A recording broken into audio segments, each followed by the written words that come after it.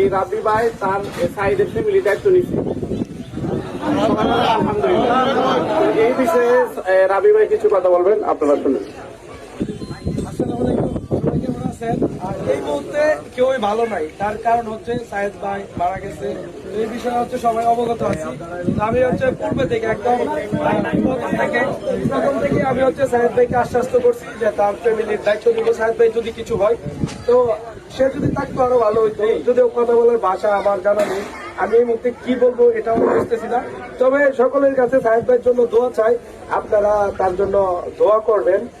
দেখেন যে মানুষটাকে নিয়ে কত কথাই না বলা হয়েছে, তো আমি বলবো তারাও যদি আল্লাহর কাছে মাপ চায়, মাপ করবে। তারাও সবাই হচ্ছে মাপ চাক।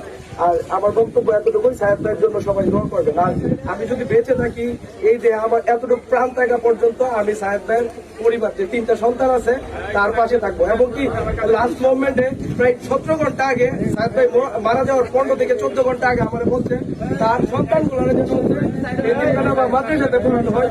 তো আল্লাহ যেন এই তৌফিক আমার দান করে, সবাই দোয়া করবেন। সম্মানিত উপস্থিতি, আপনারা জানেন